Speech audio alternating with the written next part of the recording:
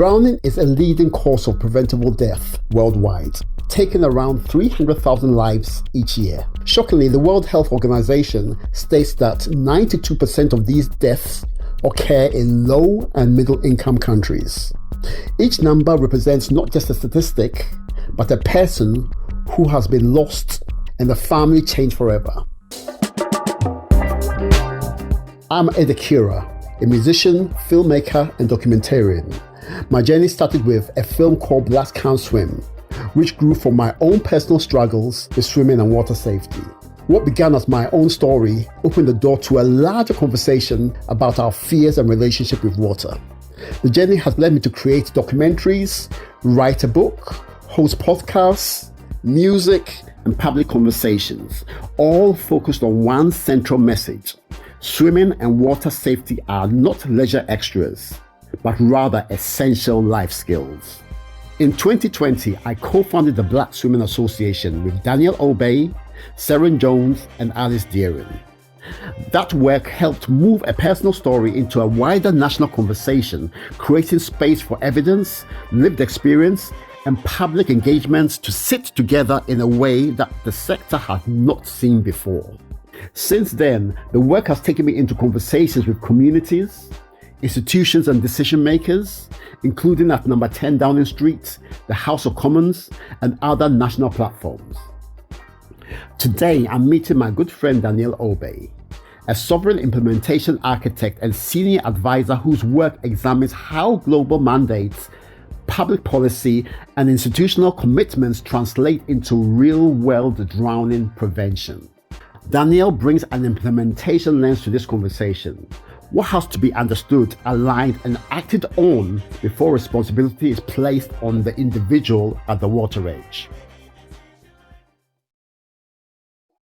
I was waiting for action.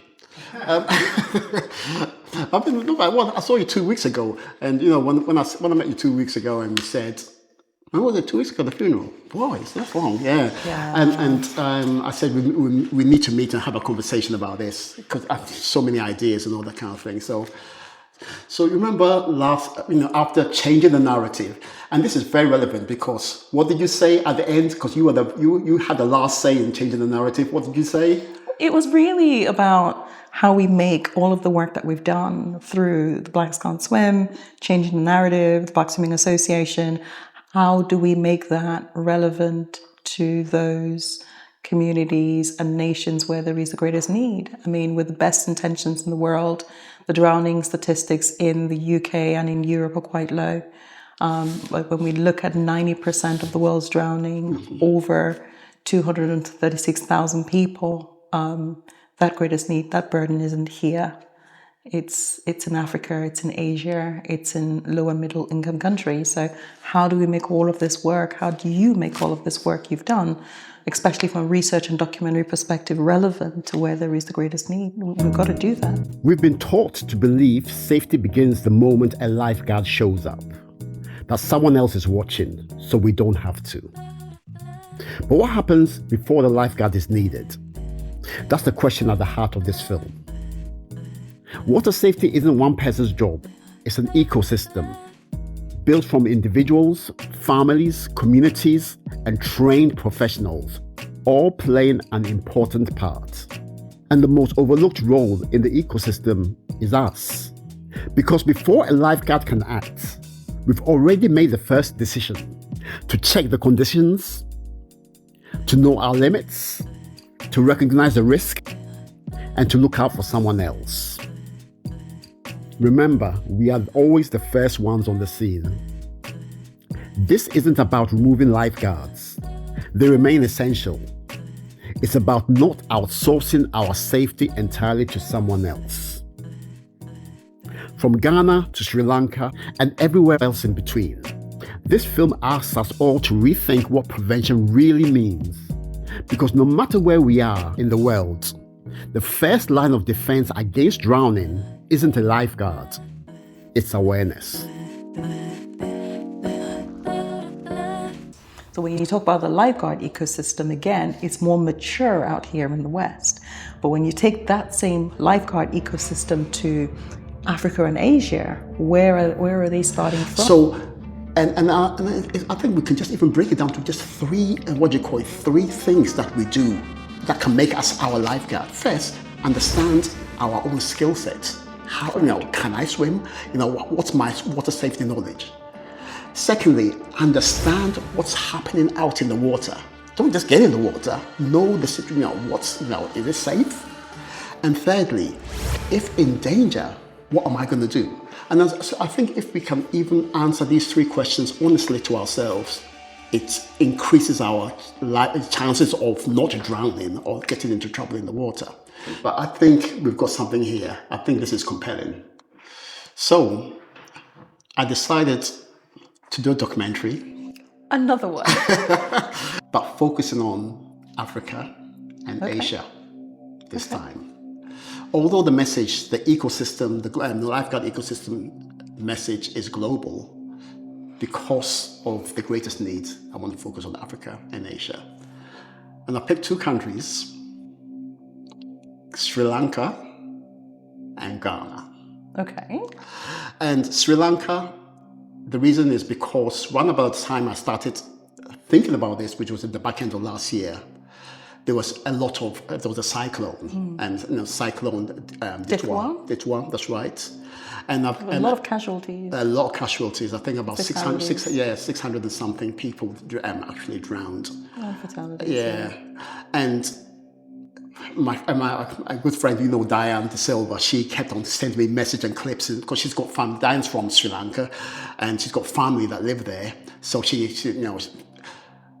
and one thing that actually hit me is that, you see it on the news and you hear it on the news and all that kind of thing, but when you know someone who's actually got family that are going through this and that kind of thing, it's a total different, experience. Not a great experience, but it's experience, you see it from a very different perspective.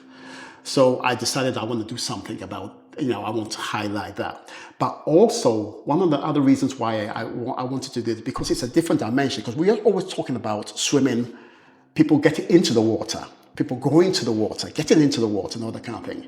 But with cyclones, tsunamis and such, the water's coming to you. So that's a total different, So my mum, she used to always say, if stay away from the water. Sometimes you can't stay away from the water because the water's coming to you. But I think the ideology reads the same. You still have the same due diligence. You still need to know what to do in case this happens to you and all that kind of thing. So it makes it even more relevant. So that's the reason why I thought Sri Lanka would be a great country to use for this documentary. And Ghana, obviously for ancestral reasons. I am from Ghana. I lived in Ghana for 10, 11 years. That's where I had my secondary education. And also my mom has always been saying that you need to do something back home. And so I owe it to her for that. But Ghana has, drowning is a major cause of unintentional death in Ghana. And I think it's about 1,400 people that drown every year. Most of those you probably will find are under the age, again, children under the age of 5. Yes. Teenagers between 14 and 19, or males as well. That's right, yeah. Fishermen, and So that made it very compelling that I used these two countries in, as the basis of the documentary. I'm going to track back and ask you how you are 2 weeks on. I'm okay. When you started the documentary, you started with a shot of your mom giving you the best safety advice. What was that again? My mom says, I always say she's very supportive of water safety. Her idea of water safety is stay away from the water. You will not drown. And that's how she views water. And my mom has been one of my biggest advocates. She's supported everything I did. She was in the intro of the first film, a film called Lanka and England. I remember. Yeah, I remember that, yeah. And one thing she said to me was that you've never taken swimming back home. I've never taken it back to Ghana. You've done a great work in the UK, and she's watched all the documentaries, all the news reports, everything. But you've never taken it back home. What really hurts me is that I decided to take it back home, and My mum is not going to be here to see it because she passed away a couple of months ago. And that's the biggest pain. But based on that, I have to make this a very compelling documentary. So it's got some work to do. We do. So much has already been done at this point. So much has been done in the UK. A lot of awareness has been done within the United Kingdom as well as on the international scene. But your mom's right. We've never really gone to where there is the greatest need. So we found these two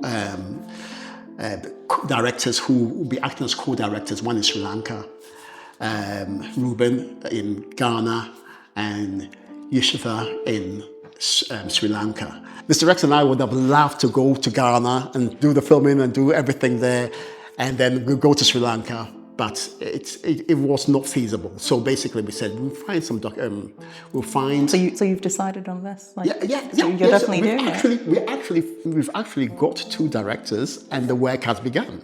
Question. Yeah. When we say Africa, again, Africa is an entire continent. We've got to be more specific, north, south, east, west. Have you actually done research to find out if there is any documentary whatsoever on unearthing the context?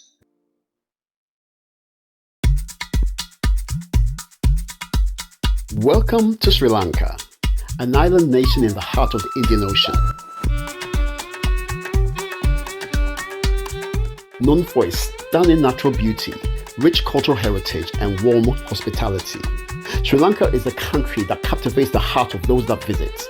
With a population of over 22 million, this vibrant land is home to diverse communities and traditions, making it a unique tapestry of life. Some of the highlights about Sri Lanka include ancient temples and ruins, lush tea plantations, rich biodiversity and wildlife, including elephants and leopards, world-renowned beaches, delicious cuisines featuring rice and curry, colorful festivals and rituals. But let's now turn our focus to the alarming statistics that overshadow the beauty of Sri Lanka. Drowning is a leading cause of accidental death in this country, claiming the lives of both adults and children. Recent tragedies have sent shockwaves through communities, with incidents occurring in tranquil seaside resorts and riverbanks alike. These heart-wrenching events underline the urgent needs of awareness and preventative measures. Let's meet some community members who share the experience of living around water and where water is an integral part of their lifestyle in Sri Lanka. My name is Randika Navojit and I am an operational manager in a solar company. Water is pretty much important for everyone around here. So they come here to bathe and wash their clothes, and sometimes many of the villagers do that, and sometimes they go fishing around, I think, deep into the lake in this side. So yeah, it's a pretty big role around here.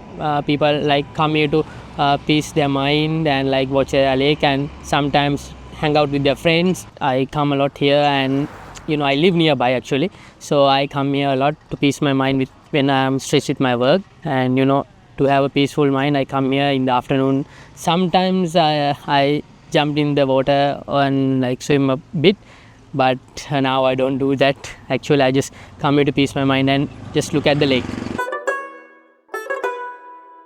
I am Sajjan Vimsara, and currently I am an entrepreneur, and at the same time I am a traveler, and I would like to go to the natural places like waterfalls and rivers and just enjoy the natural beauty. We already know that there's a kind of a busy life in the city, so I can make myself peaceful. I mean, it's really peaceful to be there, and so I really like the calm environment of those natural places.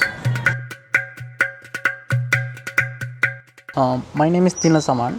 I'm from Ratnapura originally, but now I live in Colombo for my university studies.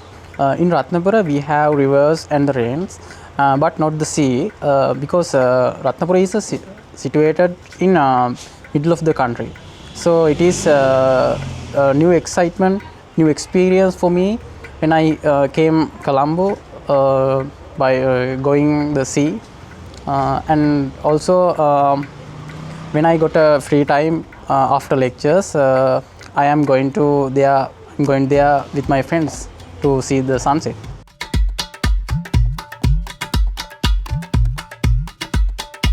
People around living around here see this place as dangerous to the public.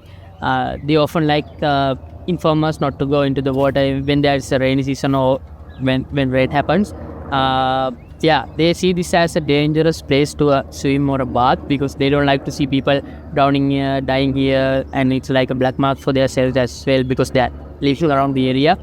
So they know the danger. They inform us before going into the water. But unfortunately, for what happened to me at the time, there were no one around the place when I was going into the water. I couldn't survive myself. I was drowning towards the lake, and I was shouting for my help. And luckily, a local guy was going on the road at the time, and he saw the thing and he jumped into the water.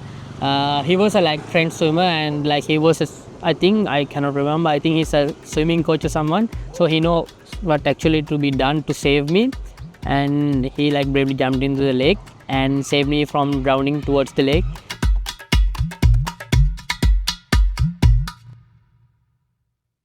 I found a really nice waterfall, which was near Colombo city, and exactly that was really nice, and it attracted me to have a bath at that time itself.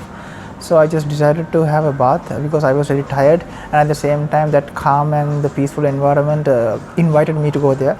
So exactly I just went there and had a really calm bath. Exactly, it was really nice.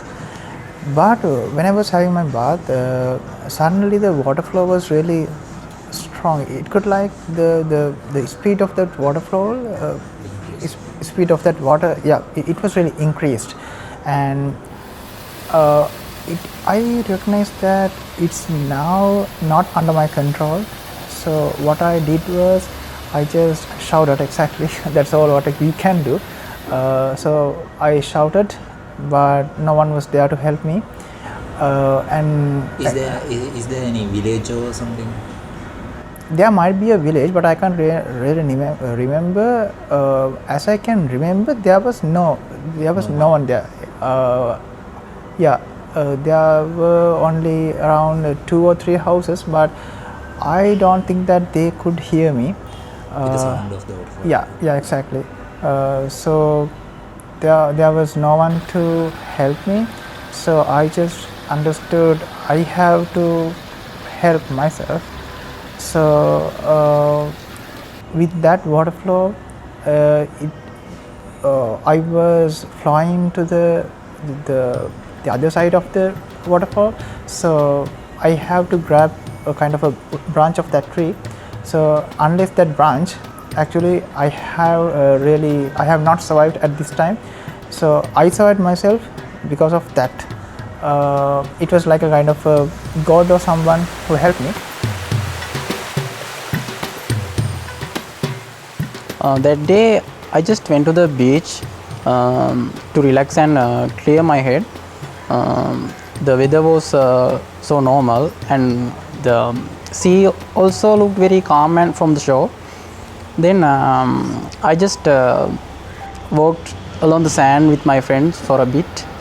Then I thought of going to the sea water. At first it was totally normal, but waves were small and water is cold. So without thinking much, I went a little deep. But after a few minutes, I felt something like a pull around my legs, and when I tried to step back, the sand under my feet start moving. So I couldn't keep my balance properly. Then the waves start hitting me hard. So that's when I realized that's when I realized I couldn't keep myself, and I'm not in control. So then I start waving my hands, hoping someone would see me struggling. Luckily, a few people on the beach saw what was happening there, and they rushed in to help. Are they the lifeguards? No, the person who came to see the beach, they pulled me back safely to the shore. So, let's track back.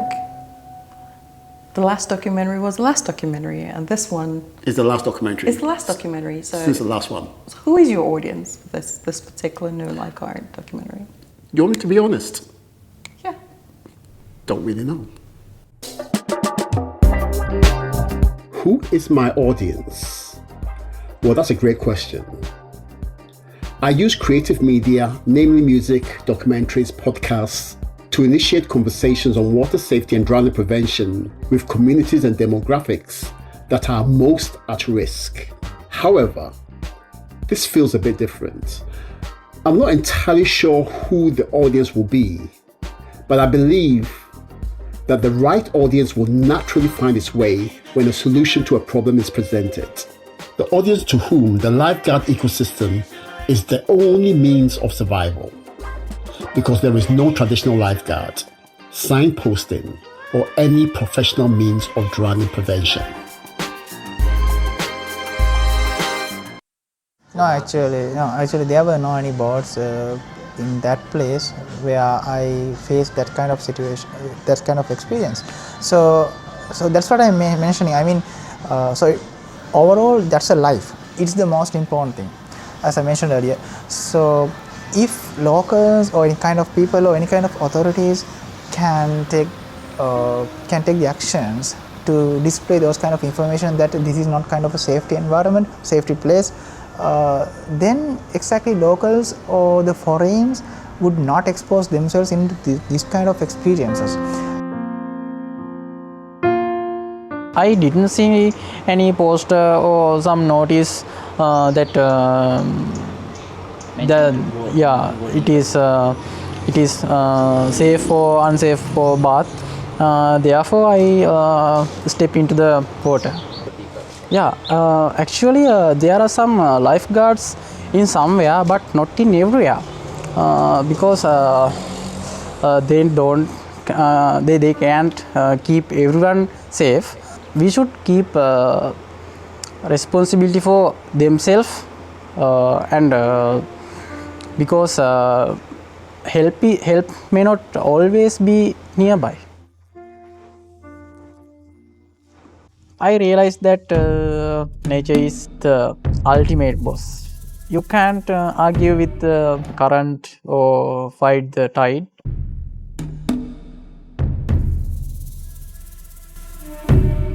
Yeah, after some drownings, I heard that local authorities are there any boats or stuff saying that do not swim in this area. I think, yeah, I saw some around here after some incident, not mine. Actually, there was some incident afterwards as well. So I think after that, local authorities have pulled some boats, but there is no active lifeguard or any organization who are like watching this lake.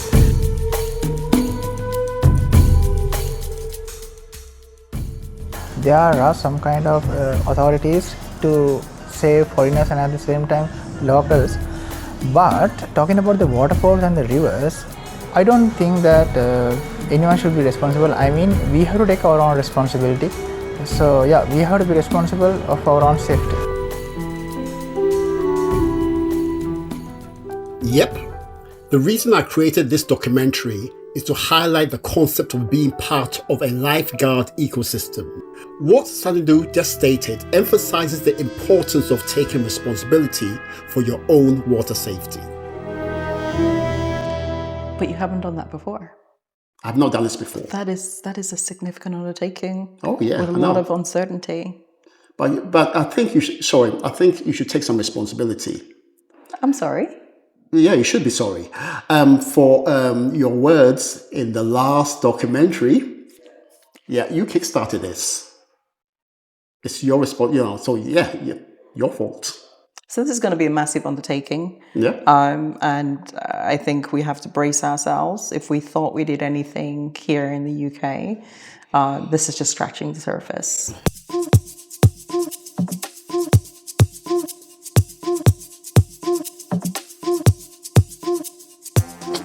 Welcome to Ghana, a vibrant nation in West Africa where the pulse of tradition harmonizes with the energy of modern life. Home to over 30 million people, Ghana boasts a rich historical tapestry woven from diverse ethnicities and cultures. Known as the gateway to Africa, its stunning landscapes and spirited communities offer a window into the heart of the continent. But let's shift the conversation to our exploration of drowning prevention, where we find ourselves faced with a pressing challenge that impacts far too many people in Ghana. Drowning remains a leading cause of accidental fatalities, particularly among children who are drawn to the country's many beautiful water bodies. These fatalities include unfortunate accidents in unregulated swimming spots and severe flooding as a result of climate change. Now, these stories are a critical reminder of the urgent need for effective measures to prevent drowning. As we engage with those whose lives are at risk of forever being scarred by these tragedies, join us as we journey through these narratives and explore the collective efforts towards safeguarding Ghana's future against drowning. I'm David Anso. I've lived in Jamestown for more than 20 years now, but currently I'm in Adan, and I work as an executive officer at Adan East District Hospital. Yeah, I know how to swim. In Jamestown, it's like a culture. You definitely know, you have to know how to swim. It's a normal thing for everyone here in Jamestown. When you take about 10 out of 10, you get about 9 out of 10 who know how to swim, just one who doesn't know how to swim. So in Jamestown here, swimming is like a culture. Most of us here in Jamestown know how to swim. My name is Ed Accura. I'm an athlete. I have 4 siblings. Yes, I have a couple of family members that know how to swim. I don't really have interest in swimming. Growing up, my family is that type of family that is more of education. They don't really allow us to go close to the beach side to swim, to do all sort of those stuff. It's all about schooling and then focusing on your education. So we never had the opportunity to go to the beach side to swim.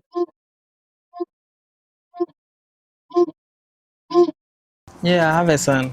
He's 7. I can't say he knows how to swim, but he has been in water several times, but he is not perfect in swimming. When he's 18 and above, I can allow him get close to water without me being there. But below 18, I think before he goes to the beach or goes to anywhere water is, I should be there to protect him.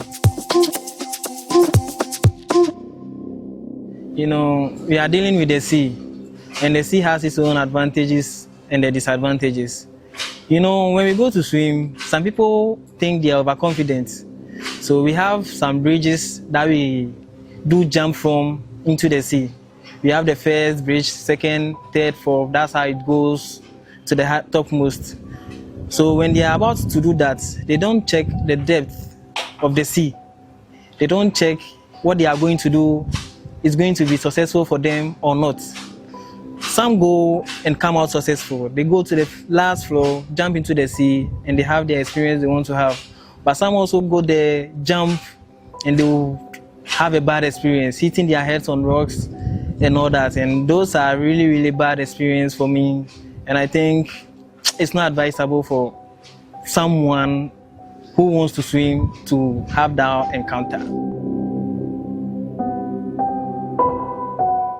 Yeah, I quite remember I went out with a friend to the beachside to have fun, and during our fun, she tried swimming and then she got drowned. And watching my friend getting drowned was so sad. So because of that, I don't really have interest in swimming. I don't really have any interest in swimming because it got me traumatized. Okay, knowing very well that I don't know how to swim, I would not go deep inside the water, maybe the surface or around it. That is perfect with me. But since I know I don't know how to swim, I'll not just go deep into the water.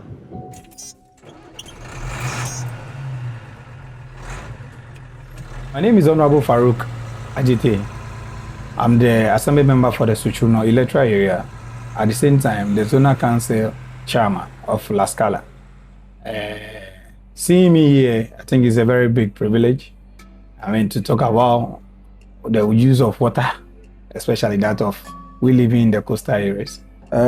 Keeping people safe around this in our seaside, I will say specifically when it is the beach area, that place has been designed and when you talk about the beach area, we have lifeguards there that they are sitting on a chair. Sometimes they even have they have raised their chair tall as more than our height for them to see that far of the sea. So in terms of anything, they may just rush and then go and pick you up. But we don't have one lifeguard anyway, because swimming is like an hobby for us.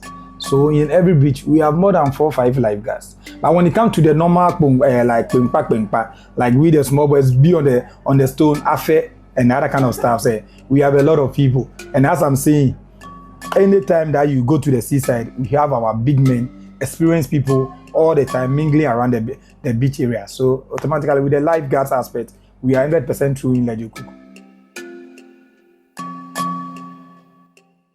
Before even going outside of the UK, even here, when you say a lifeguard, we all think of the same thing. We all think of that person. And the way I see it, that the way we play a part as individuals, we are guarding our life. Look at the word lifeguard, guarding of a life. And we all know that life is our most valuable asset here.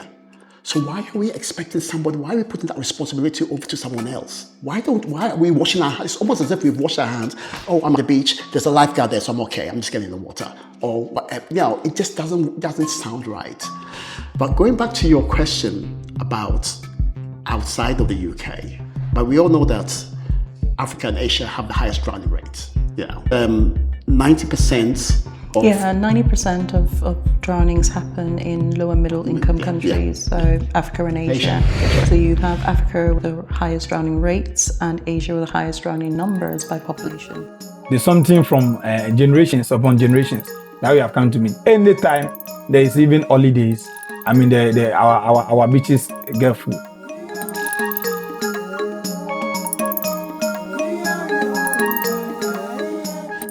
Meet Isaac, an experienced beach worker who shares important tips for swimming at the beach. He recalls an incident from 4 years ago when he saved someone from drowning.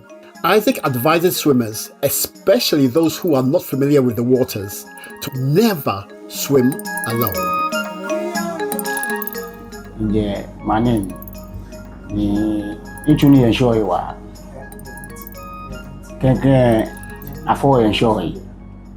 Biane waje gono be ma wo inye meni ya insure dan ake keji ni ba insure ba wo insure ni ba mo de ake ni ba le insure enoko keji ni le insure enoko e ni to ameni yo iram alo meni for insure wo mo ko ni nya na me le ake nya wo insure kenya e ko le ko ku insure ke insure yo alo insure nsha keke anaka wo bi ene hin bi ebu e bi ene no nya wo insure e bi ene gbe.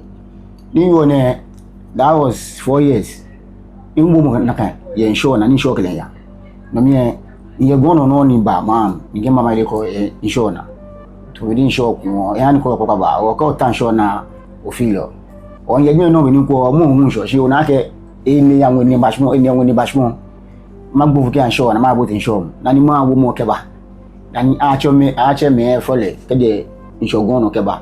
Oh no ma wole, papa ne ya wole. Oh de pine fe mi o ba bi no bo mo ko shona o ma wo ngake ke mo ko je ko shon de ba won sho e bo mo de ake e ya he ni me won sho ye ni me he je me be na fi ke no ko ba ke anami asebli.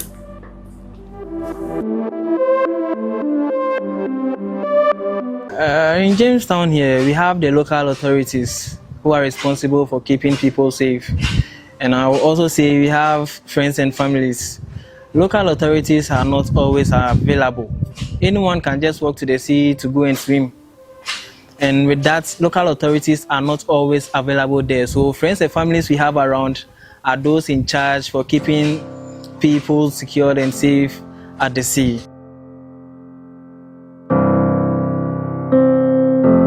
Yeah, I would have said I would like to just lay low and say rest in peace to all my fellow friends that we have lost some years ago through water.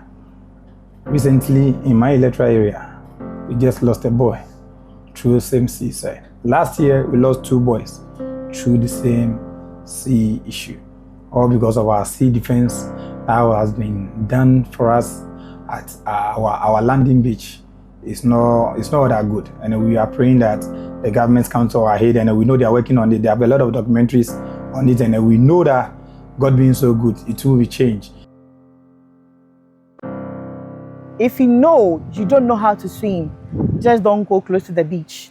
Don't go close to the water, the pool, or the beach, because it's not safe. And secondly, I would urge them to learn more about water before going close to the beach or going close to the pool. That's what I can say.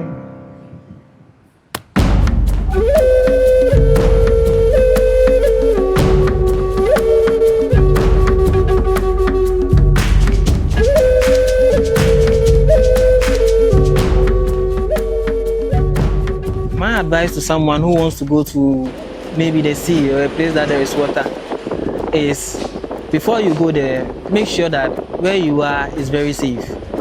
And if it is not safe, I will not advise you to approach the water. And also make sure if there are signboards around, you make sure you read, understand everything well, and understand what you are going to do very much better. Because the moment you take the decision and there is no one available to save you, that means it is going to be a bad experience for you. So before you get to where the water is, or probably the sea, you should make sure you are very knowledgeable about what you think you are going to do. So when you are going to the seaside, you have to be extra careful. When even you know how to swim, the best swimmers can also die there. So you should be extra careful. So when you are going to the seaside, and maybe you can see that maybe those that you are going with, you don't have best swimmers in it, or you go to the seaside and you see what we used to call say insurance, like the under the sea is not good. We have shallow holes within the sea. So you see that immediately when you step into the sea, you can see that under your leg you are feeling something. Automatically, you should know that the water is not safe for you. So you should just move out. So we are begging each and everyone who wants to learn how to swim, especially at the seaside, you should be extra careful and listen to instructions. Because with our fisher folks there, which is our fishermen there, immediately that we enter into the water, say, get to this side. The water is far beyond its limit. So immediately they tell us, we also steady. So anytime that even they are not there, we know that, hey, this time around, it's not something which is good. So at least we all have to be very careful, as we are saying. When you don't know how to swim, make sure when you go to the seaside to swim, there should be somebody who knows how to swim around you, and people around the coastal areas or people around the beachside, a lot of people, or find out if the safeguard man is there before you enter into the sea. Thank you. Now, the Global Drowning Prevention Strategy 2025 to 2035 focuses on the drowning prevention from an individual level, from a community level, from a country or national level, and from a global level. So I think whatever you do find out, whatever is unearthed with the documentary, I wonder whether at the very foundational level, at the individual and community level, if there is any awareness and if there are any systems in place. Yeah. And if something like looking at no lifeguard as an ecosystem is where to begin in a different context that is starting from a different place, I really wonder what we'll find out. So am I. I'm pretty excited about this. Anxious as well, because like you said, I really don't know what we're going to find out. We really don't know what we're going to uncover. But speaking to the directors, the 2 directors who previously had no idea of it being an issue, to to see their view, to see how they, how they take it all in and what's their thoughts on it. I have been working very closely with Mr. Rex, the creative director behind the documentaries and the videos, since the very beginning of this journey. He understands my vision, knows exactly what I want, and consistently delivers exceptional results. But when we first enlisted Ruben in Ghana and Yushitha in Sri Lanka as co-directors, I must admit I was very nervous about how this will all turn out. However, I am truly proud of what we have accomplished here. So Ruben, I've got one question for you. So, as a director, of a co-director of this documentary, what's your thoughts? What's your experience? Do you think it will make a difference? When it comes to water safety, I think we all need it. As you previously said, we need to actually take it upon ourselves to take care of ourselves, not to get drowned when we find ourselves around water, or when we get ourselves involved with water most of the time. So for me as a director, as I said previously, I've learned about water safety, and I think my participants or the participants we used for this documentary, as they've also learned something. And for me, I think I'm going to keep on sharing the news about water safety even after this documentary, because we all need it. I have younger ones who have come before, and I think I need to tell them the reason why they should learn how to swim, because we find ourselves around water all the time. So how's it been going? How's everything? How's the filming and everything? How's it been going? Yeah, actually, it's not really easy. There was some issues happened when we are doing that, but we'll face them. I think now good. It's all good. Perfect. Thank you for giving me this project. Actually, I'm really enjoying by interviewing and listening to their stories. I have learned so many things with this project. Actually, about drownings and the importance of the lifeguards. I'm excited about this because it's a very important subject, and especially in Sri Lanka at the moment. I heard that there's been a lot of drownings. I think drowning is the second cause of death, only second to road accidents. I've been told, and I think was it about three drownings every day, which is not good. Yeah, actually, in Sri Lanka there is no lifeguards at any places. Like there are some lifeguards at the beaches, in some of the main beaches only. But as you know, there are so many beaches in Sri Lanka because we are surrounded by the sea.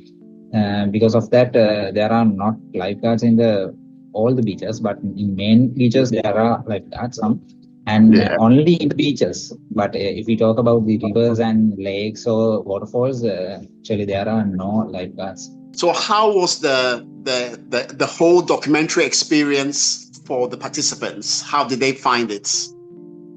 The documentary, they were like,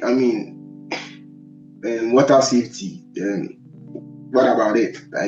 So I had to go deeper and explain to them about what we are trying to do with the documentary. I think they later understood it. Then that's where on set, when I was interviewing them, they could flow and actually open up about their experiences and how they see and how well they understand water safety, when it comes to water safety. So they found it very educative, if I should say, because normally I don't think I've even ever come across any documentary speaking about water safety, and I don't think so. And they themselves as well. So this was the first one for them. So I have a question for you, Danielle. So once the filming is done, you've got all the footage, you've got all the data, you've got all the information, it's all been put together. Where do we go from here? I know it's a difficult question because we don't have it. We have no idea where we're starting from because we don't have the data. Where do we go from here? That's a tough question, though. So if we're looking at this to where there is the greatest need, looking at Africa and Asia again, these are continents, and we're going to have to look at it from a regional perspective, because what applies in South Africa might not in North. We don't know what the documentary is going to unearth, but I think one of the things I can think about right now is you have a passion. Again, not just because of what your mom made you promise, but just because of who you are, to reach those who are not currently being reached but have the greatest need, and so do I. So I would say the work in the UK continues with the BSA, but as we carry on with Bridging Aquatics, and that's what we're doing, Bridging Aquatics, it's looking at how this applies to other contexts, the lower middle income countries. Like the UK is considered a high income country with mature systems. And so we're starting from the very beginning. How does drowning prevention apply in the context where there's the greatest need? How do we even begin to take the word out? How do we begin to, there's going to be research, absolutely. There's going to be like stakeholder mapping, and I don't know where we begin. I also don't have questions. Yeah. That's a challenge as well. But what I do know is that the context is very different, and we cannot make any assumptions. We're going to have to I'll set out to do a plan similar to what we did in the UK. Yeah. Where exactly are countries beginning from? Where are regions beginning from where this issue is concerned? Because it's not a one size fits all. And the documentary will certainly give us some information on Ghana, some information on Sri Lanka. It's not going to answer to every nation in Asia or every nation in Africa, in the continents of Africa and Asia, but it will give us a basis. Again, I talk about the plenary that I gave at the World Conference on Prevention in December 2025, just gone, where I shared scaling up drowning prevention. And my question and challenge was, when we talk about scaling up, where are we scaling up from? Because the world is not starting from equal starting points. So this gives us the basis to interrogate where are the starting points of the world where drowning prevention is concerned. Yeah. And if, according to the Global Drowning Prevention Strategy 2025 to 2035, we should be looking at the individual, the community, the national and the global actors, then that's exactly what we do. The documentary might unearth where individuals and communities are, but it would also be good to find out if there's any data or are there any systems for capture at national, subnational, or even regional level. What is there and what isn't there? So there's a lot of food for thought, and certainly a lot to engage in with Bridging Aquatics. So that becomes the next frontier. Yep. We've got work to do, Danielle. A lot of work to do. If only one person listens to this and as a result doesn't get into the water without a lifeguard present, then that's one less potential death by drowning. If you don't see a lifeguard, then see no sea. If you want to take a chance, then D by D. If you don't see a lifeguard, if you want to take a chance. Hey, man, check me. This wave never fell off a boat. I ain't swimming through life, but I'm staying afloat. I was still growing when I had to be grown. It's different when you're living alone. If I didn't kick my legs, I would've drowned. When I couldn't find love, thank God I found a sound. I don't sit there, I remember sleeping on the couch. Kangaroo Jack, that's broski with a pouch. I feel like my life guarded. I need bands on my arm like I just started. I ate noodles for months till it got jarring. Things had to change and it's just starting. If you don't see a lifeguard, then see no sea. If you want to take a chance, then D by D. If you don't see a lifeguard, if you want to take a chance. And if you wanna take your life, it's not fine by me. But if you wanna take a chance, then just slide by me. Cause I'll be rolling, in and out of traffic, I'll be zoning. What's the potion? Feeling like I'm floating. Maybe I need coaching, cause I don't wanna drown, I don't wanna frown. I just wanna keep my feet straight up off the ground. I don't wanna panic, I know everything's planning. I'm a fresh up off the boat, legacy is all I know. I'm just going off for hope, I just wanna go, find out where it goes. I just wanna go, yeah, just build up all of hope, yeah. If you don't see a lifeguard, then see no sea. If you want to take a chance, then D by D. If you don't see a lifeguard, if you want to take a chance. If you know me, I was raised in the water, made by the water, changed by the water. 3 years old, I jumped into the water with no armbands or supporter. I went to go splash with my sister and bro in the water, but what if they didn't see me cause they were caught up? I'd be there calling out from the floor up. Bubbles coming out, now it's bubbles when we pour up. I wouldn't miss summer days and the smell of wet glades when it rains. Snails and spuds on a plate, my soul in a much better place. But wait, a lifeguard would have saved the day, so don't see a lifeguard, then see no sea. If you want to take a chance, then D by D. If you don't see a lifeguard, if you want to take a chance, Maxo, Gordy 14, Samson Alexander, Boys Say So, Afro House representation, See No See. If you don't see a lifeguard, then don't get in the water. No more death by drowning, D by D. Ed Accura in the house.